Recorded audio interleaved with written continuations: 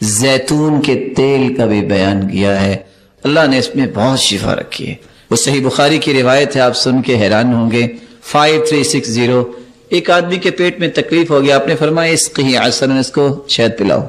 ایک مرتبہ پلایا, ٹھیک نہیں ہوا, کہا اللہ کس کو ٹھیک نہیں, فرمایا اسقی عسلا, اس کو شہد پلاؤ, نہیں ٹھیک ہوا. تیسری مرتبہ پھر آ گیا, فرمایا صدق اللہ وکذب بطن اخیک, تیرے بھائی کا پیٹ جھوٹ بول رہا ہے اور اللہ نے سچ کہا ہے کہ شہد میں شفا ہے, یقین کر کے پلاؤ. جا کے پلایا, ٹھیک ہو گیا. فیہ شفاء للناس, اللہ نے اس میں شفا رکھی ہے. سیدنا عمر بیان کرتے ہیں اعتدموا بالزیت وادہنوا بہ فإنہ من شجرۃ مبارکہ. اور دوسری روایت میں آتا ہے کلوا الزیت, زیتون کا تیل کھایا بھی کرو, جسم پہ لگایا بھی کرو. یہ اللہ نے مبارک درخت سے نکالا ہے, تو اس میں اللہ نے شفا رکھی ہے. اور ویسے تعجب کی بات ہے کہ پرانے جو اطباء تھے وہ کہا کرتے تھے, بلکہ چیلنج دیا کرتے تھے کہ اللہ کے رسول کی پوری زندگی جو ہے صحرا میں گزری ہے, جانتے نا مکہ مدینہ, لیکن آپ کو کبھی سانس کی تکلیف نہیں ہوئی, حالانکہ کتنی گرد و غبار ہوتی. اور وہ کہا کرتے تھے کہ کوئی صبح اور شام 2 چمچ زیتون کے صبح پی لے اور شام کو اس کو سانس کی بیماری نہیں ہوگی. اور کس بات کو وہ حجت لیتے تھے, اللہ کے رسول وہیں رہے ہیں, زیتون کھا رہے اور پی رہے. تو رونے لگ گیا, کہتا ہے مجھے 10 سال لگے ہیں اس طرح کی 2 لائنوں کی ورب سیٹ کرنے میں, ٹون سیٹ کرنے میں, اور تم لوگ پورا صفحہ اس طرح پڑھ جاتے ہو. وہ تم ہو کون مسلمانوں؟ یہ جو قرآن پڑھتے ہیں ہم, یہ جو آواز میں نشیب و فراز ہے, اپ اینڈ ڈاؤن ہے, مجھے 10 سال لگے ہیں یہ تیار کرنے میں. تم کیا پڑھتے ہو؟ 1 دن 2 دن 3 دن. اخنس بن شرائح کہتا ہے یا ابو الحکم, ہم ابو جہل کہتے ہیں, وہ ابو الحکم کہا کرتے تھے, یہ تم نے کیا تماشا بنایا ہے؟ ایک طرف کہتے ہو کہ نعوذ باللہ جھوٹا ہے, اور دوسری طرف بیٹھے رہے. کہتے ہیں سچ بتاؤں مزہ بہت آیا. کافر کو بھی اس لیے اللہ نے کہا ہے کہ اس کو بھی موقع دو یہ قرآن سنے, اس کو بھی موقع دو یہ قرآن سنے, حتی یسمع کلام اللہ. اس لیے کہ مسلمان پڑھتے ہی نہیں ہیں. اگر پڑھتے ہیں تو ضعیف حدیث کے مطابق پڑھتے ہیں, جس کو موت نہ آ رہی ہو تو کہتے ہیں اقرأوا یاسین علی موتاکم. حدیث میں آتا ہے کہ یاسین پڑھو جلدی موت آ جائے گی. قرآن کہتے ہیں لینذر من کان حیا, یہ قرآن اترا تھا زندوں کو ڈرانے کے لیے, مردوں کو ڈرانے کے لیے نہیں. عبداللہ ابن مسعود فرماتے ہیں اچھا ایک جانور مجھے دے دو. کہتا ہے نہیں. کیوں؟ میرے مالک نے نا منع کیا ہوا. کہا تو مالک کون دیکھ رہا ہے؟ مالک کون سا دیکھ رہا ہے, تم قیمت لے لو نا. کیا نا بھیڑیا کہا گیا؟ جواب سنیے گا, اس کو کہتے ہیں علم. اور حدیث کہتی ہے من شفع علی اخیہ شفاعہ فاہدی لہ, جس نے کسی کی سفارش کی اس کا کام ہو گیا, پھر اسے گفٹ دیا گیا, تحفہ دیا گیا, فقد اتی بابا عظیما من ابواب الربا, اس نے یہ گفٹ شرینی مٹھائی لے لی. وہ عبداللہ ابن رواحہ کے پاس بھی یہودی آئے تھے کہ تم نے کھجوروں کے وزن کر کے بتانا ہے کہ اس کا خراج کتنا ہے اور کتنی جو ہے اس کا حصہ دینا ہے, کیا خیال ہے سافٹ ڈیل کر لیں؟ عبداللہ ابن رواحہ نے کہا تھا انتم القردہ والخنازیر, بندروں خنزیروں کی اولاد, مجھے خریدنا چاہتے ہو؟ تمہیں پتہ نہیں میں کس ہستی سے تربیت پا کے آیا ہوں. بیٹھے رو رہے ہیں. کہتے عمر جانتے ہو کون ہو؟ تجھے اونٹ چلانے کا طریقہ نہیں آتا تھا, تمہارا باپ تمہیں لٹا کے مارا کرتا تھا, آج تم خلیفہ بنے بیٹھے. دودھ پیتے رو رہے ہیں. لگتا ہے کہ جو کچھ ملنا تھا دنیا میں مل گیا ہے, کہیں آگے محروم نہ ہو جائے. اے بیت اللہ, تیری حرمت تو ہے ہی ہے, لیکن محمد کی زبان بول رہی ہے تجھ سے زیادہ ایک مومن کی حرمت ہے. ان اللہ حرم منک واحدا, اللہ نے تیری ایک حرمت بیان کی ہے. وحرم من المؤمن ثلاثا, اور مومن کی 3 حرمتیں ہیں. حرم دمہ ومالہ وعرضہ, مومن کا خون بہانا بھی حرام اور اس کے مال کو چھیننا بھی حرام, اور اس کی عزت کو پامال کرنا بھی حرام. حدیث کے آخری الفاظ کیا ہے؟ وَأَلَّا يُظَنَّ بِهِ ظَنَّ السُّوءِ۔ آپ صلی اللہ علیہ وسلم نے جب جنگ خندق کا موقع تھا، پتھر ٹوٹ نہیں رہا تھا، فَأَخَذَ الْمِعْوَلِ، آپ نے کدال پکڑی، ایک ضرب لگائی، ٹکڑے ہو گیا، روشنی نکلی، آپ مسکرائے، کہا میرے صحابہ خوش ہو جاؤ، کیسر و کسریٰ کے محلات نظر آ رہے ہیں۔ مومنوں کا یقین تھا کیسا ہوگا۔ منافقوں کو جب یہ بات پہنچی تو کہتے احدنا، کیسے اسلام ممکن ہے؟ رسول اللہ صلی اللہ علیہ وآلہ وسلم نے صحابہ کرام کو جس انداز سے تیار کیا، اسلام سے پہلے ان کا تعارف کیا تھا، لیکن اسلام کے بعد قیامت کی دیواروں تک ان کا تعارف کیا رہے گا، آپ اس کو کمپیریٹیولی چیک کر لیں، آپ حیران رہ جائیں گے۔ دنیا کی ہر برائی اس زمانے میں تھی، جس نے اسلام کو قبول کیا قیامت کی دیواروں تک مثالی بن گئی۔ لَقَدْ مَنَّ اللَّهُ عَلَى الْمُؤْمِنِينَ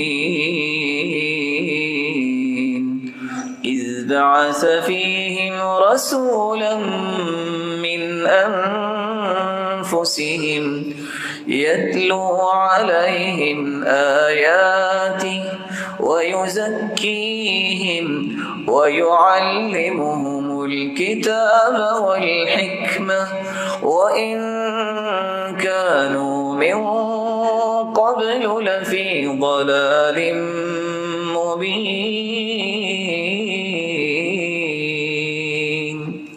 اللہ کا احسان یہ ہوا، اللہ تعالیٰ نے ایک ایسے ہادی و مرشد کو مبعوث فرمایا جس ہستی نے 4 نکاتی ایجنڈے کے تحت قوم کی تربیت اور اصلاح کی۔ وہ 4 نکاتی ایجنڈا کیا ہے جس کو آج امت ویسے بھول گئی، بلکہ جو بھولے نہیں وہ دشمن بن گئے۔ یتلو علیہم آیات، 1.5 ارب مسلمانوں میں کتنے ہیں جو قرآن کی روزانہ تلاوت کرتے ہیں؟ یتلو علیہم آیات۔ اور میں بڑے ادب سے کہنا چاہوں گا، جو اصلاح کے نعرے لگانے والے بھی ہیں، کبھی ان سے بھی بیٹھ کے پوچھے گا کہ روزانہ قرآن کتنا پڑھتے ہیں، کیونکہ بیچارے قرآن پڑھے ہی نہیں ہوتے۔ تو اللہ نے علماء کو شان دی ہے نا، یتلو علیہم آیات۔ اس قرآن کے اندر اللہ ذوالجلال نے ایسی پاور رکھی ہے کہ زبان پہ جاری ہوتا ہی جائے، تو زبان سے لے کے سر کے بالوں کی جڑوں سے لے کے پاؤں کے ناخنوں تک ایسی اللہ ذوالجلال کی طرف سے ایک ورب آتی ہے کہ انسان جو ہے فوراً صراط مستقیم کی طرف جو ہے وہ گھائل ہو جاتا ہے۔ اور یہ صرف مومنوں کی بات نہیں میں کر رہا، کیسا قرآن پڑھتے ہوں گے اللہ کے رسول صلی اللہ علیہ وسلم۔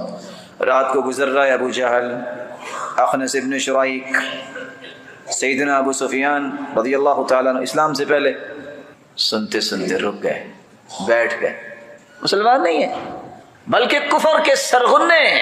ابو جہل کیا فرسٹ امپریشن اور لاسٹ امپریشن تھا آپ صلی اللہ علیہ وسلم کی تلاوت میں، کیا ردم ہوگا۔ میں اس دن پڑھ رہا تھا کہ جب اٹلی کے اس شخص کے سامنے ایک شخص نے تلاوت کی تو رونے لگ گیا، کہتا ہے مجھے 10 سال لگے ہیں اس طرح کی 2 لائنوں کی ورب سیٹ کرنے میں، ٹون سیٹ کرنے میں، اور تم لوگ پورا صفحہ اس طرح پڑھ جاتے ہو۔ وہ تم ہو کون مسلمانوں؟ یہ جو قرآن پڑھتے ہیں ہم، یہ جو آواز میں نشیب و فراز ہے، اپ اینڈ ڈاؤن ہے، مجھے 10 سال لگے ہیں یہ تیار کرنے میں، تم کیا پڑھتے ہو؟ 1 دن، 2 دن، 3 دن۔ اخنس بن شرائق کہتا ہے یا ابو الحکم، ہم ابو جہل کہتے ہیں، وہ ابو الحکم کہا کرتے تھے، یہ تم نے کیا تماشا بنایا ہے؟ ایک طرف کہتے ہو کہ نعوذ باللہ جھوٹا ہے، اور دوسری طرف بیٹھے رہے۔ کہتے ہیں سچ بتاؤں مزہ بہت آیا۔ کافر کو بھی اس لیے اللہ نے کہا ہے کہ اس کو بھی موقع دو یہ قرآن سنے، اس کو بھی موقع دو یہ قرآن سنے، حتی یسمع کلام اللہ ثم ابلغہ مأمنہ۔ اگر یہ کافروں کے دل پر بھی اثر کر سکتا ہے تو مسلمانوں کے دلوں پہ کیوں نہیں اثر کرتا؟ اس لیے کہ مسلمان پڑھتے ہی نہیں ہیں، اگر پڑھتے ہیں تو ضعیف حدیث کے مطابق پڑھتے ہیں، جس کو موت نہ آ رہی ہو تو کہتے ہیں اقرأوا یاسین علی موتاکم، حدیث میں آتا ہے کہ یاسین پڑھو جلدی موت آ جائے گی۔ قرآن کہتے ہیں لینذر من کان حیا، یہ قرآن اترا تھا زندوں کو ڈرانے کے لیے، مردوں کو ڈرانے کے لیے نہیں۔ یتلو علیہم آیاتی، جب تک آپ کا قرآن سے تعلق نہیں بنتا اس وقت تک دھوکے میں رہیے گا۔ میری اور آپ کی اصلاح نہیں ہو سکتی۔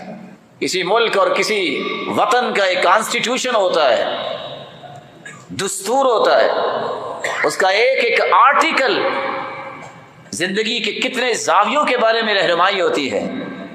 یہ اللہ کی طرف سے نازل شدہ کانسٹیٹیوشن ہے، اس کے بارے میں فکر ہی کوئی نہیں ہے کہ میں نے پڑھنا ہے، اس کو سمجھنا ہے کہ کیسے زندگی گزارنی۔ وَيُزَكِّيهِمْ، اللہ کے رسول صلی اللہ علیہ وسلم نے دوسرا اصول یہ اختیار کیا، تزکیہ کیا۔ آج نالج بہت ہے، علم و دانش کی گتھیاں سلجھانے والے بڑے بڑے نظر آئیں گے، آپ گن کے دیکھیں آپ کو سینکڑوں پی ایچ ڈی نظر آئیں گے، سینکڑوں۔ بیس کیا ہے؟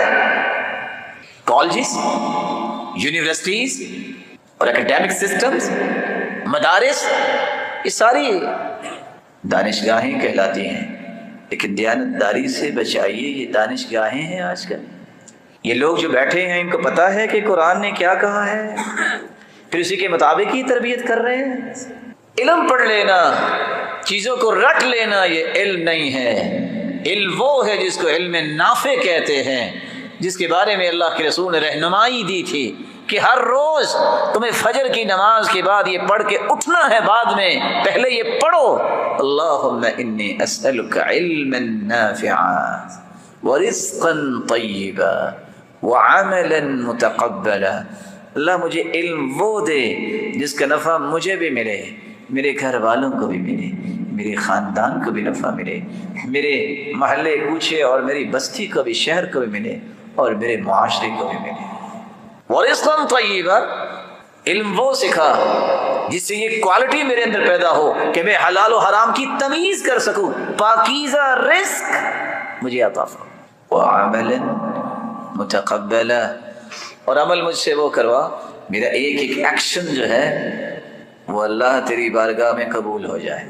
اور اللہ کے صدقے جائیں، یہ ترتیب بھی اپنے نبی سے کتنی پیاری بنائی ہے، علم نافع، پاکیزہ رزق، عمل قبول۔ نفع مند علم ہو تو بندہ حلال کھاتا ہے، حلال کھاتا ہے تو عمل قبول ہوتا ہے۔ علم صحیح نہ ہو تو بندہ حلال کی طرف نہیں جاتا، حرام و حلال کی آمیزش ہوتی ہے، جب حرام آ جائے تو عمل قبول نہیں ہوتا۔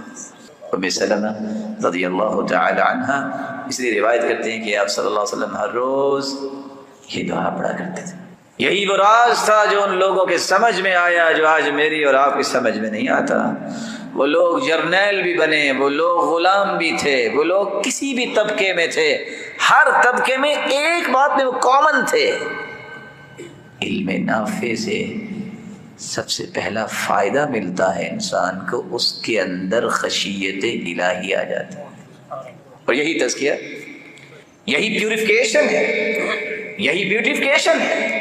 ریفائننگ کا سسٹم یہ ہے کہ آپ کے نظریات سے لے کر، سوچ کے دھاروں سے لے کے، ہر اس چیز کو کرید کے صاف کیا جائے جو اسلامی تعلیمات کے مخالف ہے، متصادم ہے، متحارب ہے، اور آپ کی سوچیں اس قدر فوکسڈ ہو جائیں کہ آپ نے سوچنا بھی وہ ہے جو اللہ کے ہاں عبادت بن جائے، جو اللہ کے ہاں قبول ہو جائے۔ یہ قصہ کس قدر خوبصورت ہے اور میرے اور آپ کے لیے کتنا سبق ہے کہ وہ جو بکریاں چراتا ہوگا اس نے کون سا ماسٹر کیا ہوگا؟ کبھی بکریوں کے چروا کبھی ماسٹر دیکھا آپ؟ اس نے کون سا پی ایچ ڈی کی ہوگی؟ عبداللہ ابن مسعود فرماتے ہیں اچھا ایک جانور مجھے دے دو، کہتا ہے نہیں، کیوں؟ میرے مالک نے نا منع کیا ہوا۔ کہا تو مالک کون دیکھ رہا ہے؟ مالک کون سا دیکھ رہا ہے؟ تم قیمت لے لو نا۔ کیا نا بھیڑیا کہا گیا؟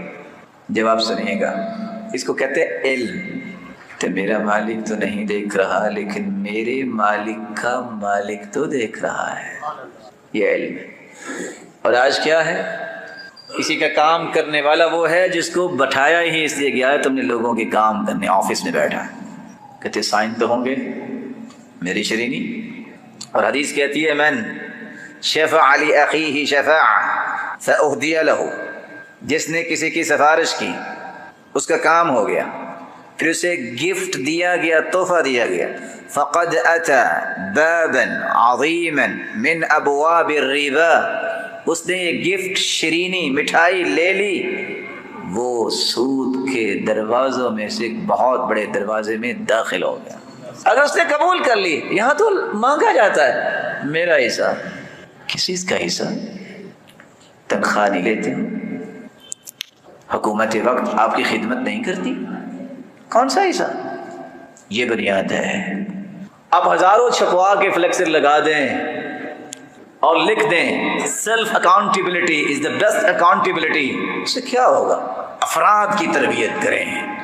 عبداللہ ابن رواحہ کے پاس بھی یہودی آئے تھے کہ تم نے کھجوروں کے وزن کر کے بتانا ہے کہ اس کا خراج کتنا ہے اور کتنی جو ہے اس کا حصہ دینا ہے، کیا خیال ہے سافٹ ڈیل کر لیں؟ تو عبداللہ ابن رواحہ نے کہا تھا انتم القردہ والخنازیر، بندروں خنزیروں کی اولاد مجھے خریدنا چاہتے ہو؟ تمہیں پتہ نہیں میں کس ہستی سے تربیت پا کے آیا ہوں؟ اب ناراض نہ ہوئیے گا، اس وطن سے بڑی اور کیا نعمت ہے اگر افراد کی تربیت ہو جائے۔ دعویٰ نہیں ہے، اللہ نے اتنے خزانے اس وطن میں رکھے ہیں کہ ساری دنیا جو ہے وہ دیکھتی رہ جائے کہ اللہ جلال اس وطن کو بلند کیسے کرتے ہیں۔ جرنیل ہے عمر، کس قدر 64 لاکھ مربع میل کا فاتح۔ لوگ ایسے بڑے انسان کا نام سن کے دہل جاتے ہیں، اور سب لوگ نہیں، یہی قیصر نے کہا تھا ذرا دیکھو تو صحیح یہ عمر ہے کون؟ انہو قد اکل کبدی، اس نے تو میرا کلیجہ کھا لیا ہے، مجھے ڈر بہت لگتا ہے، یہ بندہ ہے کون؟ لیکن تواضع، لیکن اللہ جلال سے محبت، دین کی وجہ سے، علم کی وجہ سے خشیت کی حالت یہ تھی۔ زمین پہ بیٹھے دھاگا اٹھایا، کہتے یا لیتنی کنت تبنا، کاش میں دھاگا ہوتا میرا حساب نہ ہوتا۔ یا لیتنی لم تلدنی امی، کاش میری ماں نے مجھے جنا نہ ہوتا۔ بیٹھے رو رہے ہیں، کہتے عمر جانتے ہو کون ہو؟ تجھے اونٹ چلانے کا طریقہ نہیں آتا تھا، تمہارا باپ تمہیں لٹا کے مارا کرتا تھا، آج تم خلیفہ بنے بیٹھے۔ دودھ پیتے رو رہے ہیں، لگتا ہے کہ جو کچھ ملنا تھا دنیا میں مل گیا ہے، کہیں آگے محروم نہ ہو جائے۔ یہ علم و دانش تزکیے کے بغیر اثر انداز نہیں ہوتا، رٹا لگاتے جائیں، پڑھتے جائیں۔ ناراض نہ ہوئیے گا، آپ دین کا کوئی کتاب بھی پڑھ لیں، اگر آپ عمل نہیں کر رہے، میں اور آپ، اگر میری اور آپ کی تربیت نہیں ہوئی علم پڑھنے کے بغیر، علم پڑھنے کے باوجود بھی، اس کا مطلب ہے کہ علم کا رنگ نہیں چڑھا۔ یتلو علیہم آیاتہ ویزکیہم، تزکیہ یہ ہے، یہ میرا بھائی ہے۔ تزکیہ یہ ہے کہ اس کے بارے میں کبھی بدگمان نہ ہو۔ کہ اللہ کے رسول نے بیت اللہ کے اندر طواف کرتے وقت کہا ما اطیبک وما اطیب ریحک، بیت اللہ تیری کیا ہی خوشبوئیں ہیں، تیری کیا ہی فضائیں ہیں۔ لحرمت المؤمن اعظم عند اللہ حرمتا منک، اے بیت اللہ تیری حرمت تو ہے ہی ہے، لیکن محمد کی زبان بول رہی ہے تجھ سے زیادہ ایک مومن کی حرمت ہے۔ ان اللہ حرم منک واحدا، اللہ نے تیری ایک حرمت بیان کی ہے، وحرم من المؤمن ثلاثا، اور مومن کی 3 حرمتیں ہیں۔